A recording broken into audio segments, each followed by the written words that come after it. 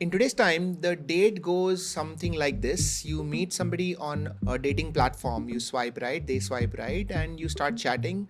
And at some point, you decide to meet. One date, two dates, there's a promise of a trip, and then something happens and it peters out. More and more people are getting frustrated with the way that dating is currently happening in the world. There was a study that happened around a couple of years ago that said that 50% of people think that dating used to be much nicer, better, safer before than it is now.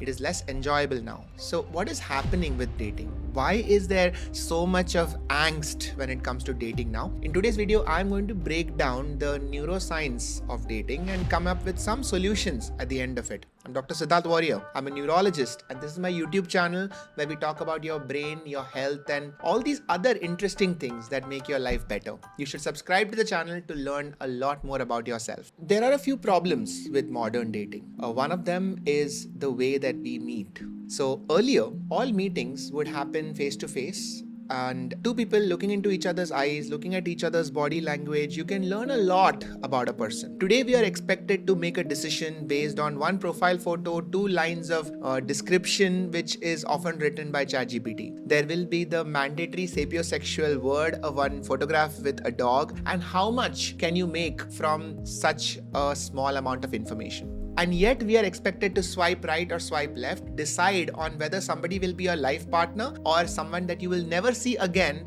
based on just this much. The odds are clearly stacked against us making any meaningful connection. It seems more like a gambling setup, because that is what a casino does. Every time you pull a lever at the slot machine and you watch those little balls turn around, you are waiting with bated breath that, oh, kuch hoega, kuch nahi hoega. Will something happen, not happen? And in 3 seconds, either way, you have moved on. So that act of swiping right and left is nothing more than a dopamine kick. It is not really designed to give you meaningful information that can help you make a choice. And speaking of choice, the second problem with modern dating is the paradox of choice. Everybody has an illusion that there is so much choice out there that whoever is in front of you right now can't possibly be so good that I have to say no to everybody else. So imagine the scenario, two people are dating and it's only been a couple of weeks and they get into their first fight.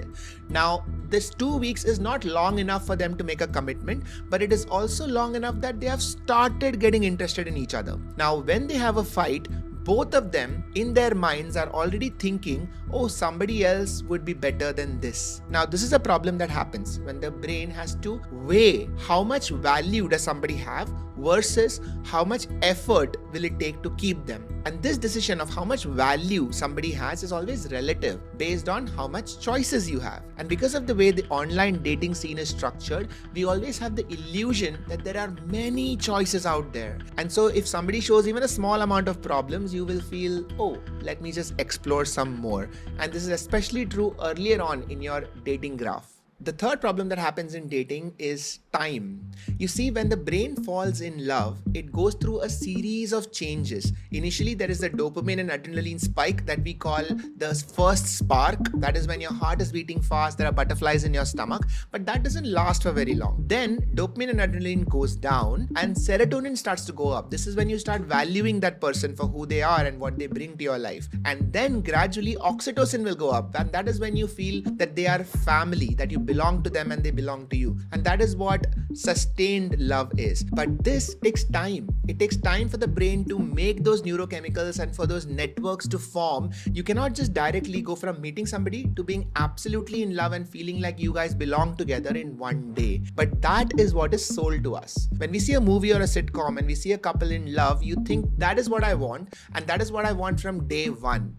That is absurd, and that doesn't happen. And anyone who has been in a successful relationship knows that the relationship evolves over time. We want everything at the start, and when we don't get it, we are disappointed. And when we are disappointed, there is always the paradox of choice to go back to. And finally, one of the biggest problems in dating, according to me, is something that was described in game theory, specifically in Prisoner's Dilemma. So the Prisoner's Dilemma talks about how two people should cooperate with each other in order to get the best outcome. But because they are not communicating with each other, how do they know if the other person will cooperate or not? And when it comes to modern dating, there is a very similar problem. There are two people who should be communicating with each other about everything, but they don't. And both of them are playing mind games games with themselves and each other, wondering if the other person is as interested as they are, and who should commit first and who should commit more. So whoever commits first runs the risk of being rejected, or they may get disappointed if the other person also doesn't commit, and so they will hold back from committing until the other person shows signs of commitment. But the other person is also thinking the same thing,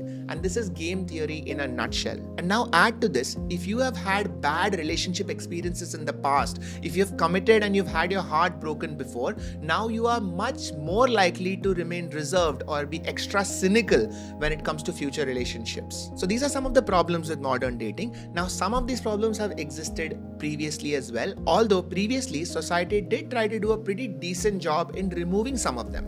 This was predominantly in the form of arranged marriage, where two people both came in with very clear intentions that I want to get married, and this is my background, this is what I'm bringing to the table, and these are the compromises that I am ready to make. And all of these things are still valid in modern relationships, except that all these are now discovered along the way as a couple gets to know each other.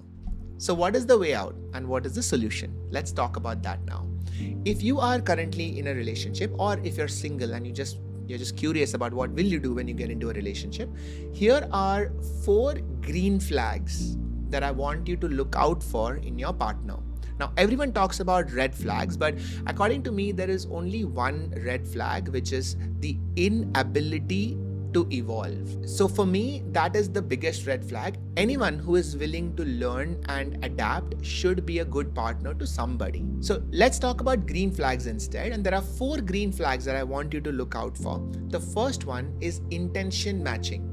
If you can find someone who very clearly states their intention with you, what is it that they are looking for very clearly, and if that intention matches with yours, that is a green flag. Now, the caveat here is that they may be lying. They could be just saying things to just get into a short-term relationship with you, and that is where your ability to understand someone's sincerity comes in. The second green flag is the ability to self-regulate their emotions. Anyone who lets their emotions get better of them, who go into a complete flight and fright every time you have a slightly emotional situation, is a red flag. If they have the ability to self-regulate, to calm down before they react to an emotion, that is a huge green flag. Green flag number 3 is the ability to listen. When you are saying something, when you are expressing your emotions or something that you have gone through, but if they don't have the ability to listen to you, I am afraid that a relationship cannot really grow. Green flag number 4 is the ability to communicate, for them to tell you what is it that is going on in their mind. Too often, people are caught up in denial or suppression. They just keep everything inside, and if they don't tell you, how will you know? So somebody who's able to communicate something, whatever it is that is going on, clearly, even if they are completely wrong, is a green flag. And when they are communicating, the caveat is that you should have the ability to listen as well. And finally, the green flag that sort of summarizes all of this: if you feel safe with them, safe enough to explore with them, that is a green flag. Because at the end of the day, a relationship is nothing more than a dance of safety and exploration. Everybody wants these two things. And whenever one of this is missing, you may overcompensate with the other, but eventually you will feel the lack of the other one. So if you have too much safety, you might find it boring. If you have too much of exploration, you'll find it toxic or chaotic. Every relationship eventually has to find a balance between safety and growth. And if you can find that in someone, that is a green flag. You will notice that I've not talked about looks, I've not talked about job, I've not talked about background. None of that, according to me, are red or green flags, because all that can change. So if you look out for these 5 green flags, I think you should have a good relationship. I hope that this video helps you. And if you like more such relationship videos, let me know in the comments below. I will see you all soon. Bye everyone. Take care.